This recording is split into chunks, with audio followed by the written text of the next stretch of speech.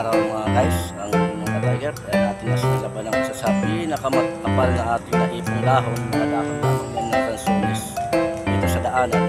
At linis ng mga tiger, mahirap na habang tayo naglalakad, baka may akala natin ay dahon lamang, pala ay cobra na, madali pang inyong ka-tiger.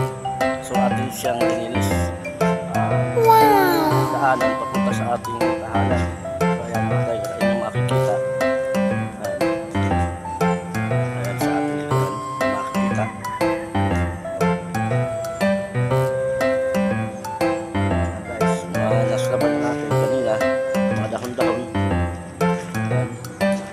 Natin ang ating kapaligiran, tapos natin kaninang katapos natin kaninang maglinis sa loob ng bahay, tayo ay nagsibak ng kahoy at nagwalis sa buong paligid ating daanan yan, dito sa ating tahanan yan. So pati na rin ang ating headquarters sa ating naglilinis at pinalisan na rin natin yung mga dahon doon ay yung kabila naman ay wala na. So ating pinalisan niyang mga kaya mga katigar. Ako naman tayo sa bandang harapan mismo ng pamamahay ng inyong ka-tiger at ipakikita sa inyo. Ito ang ating mismong pamamahay. Ayan.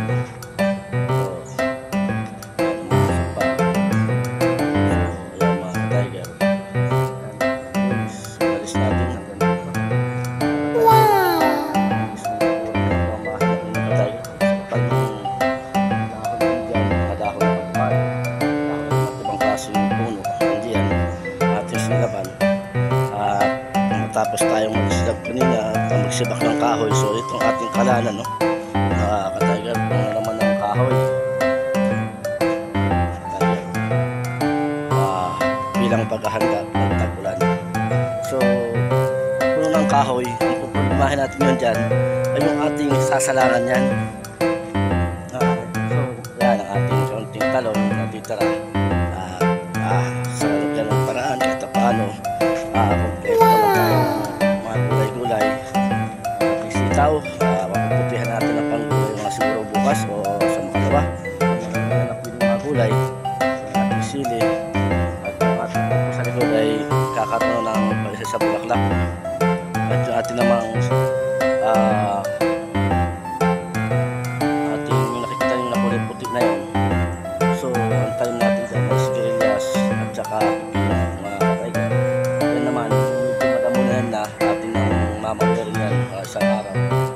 Kalabasa yan ka-tiger. Yung kalsada na halo ng ating lahan sa tabing kalsada. Ito ang mga ka-tiger dito ng halaman ng mga pananim. So yun ang ginagawa nating libangan pag tayo ay walang trabaho at pasok ay sa tumuanga tayo at magpahila-hilata, makain-kain tulog. So mga ka-tiger, sa panahon ngayon kailangan natin magsimula. Ika nga, walang mahirap sa taong may pangarap, walang nagugutom sa taong nagsusumigaw.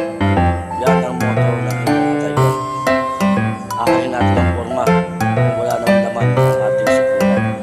Kailangan may forma, may kasamang galaw at merong kasamang pagsusumigaw, hindi puro forma. So ito dito lang mga ka-tiger, masasabi ng mga tiger, hindi tayo kalimutan na tayo subscribe sa ating YouTube channel na F.Tiger Vlog at saka sa ating FB Live na Tiger Channel at saka sa ating FB page na Tiger TV. So mga ka-tiger, yan lang ang isang hinihilingan mga ka-tiger. Sana i-subscribe at kilikin ang ating mga post o video na so para rin tayo ang inyong ka-tiger ay marami kayong matakas makikita at mga kakayahan kahit paano. Hindi lamang ang mamaneho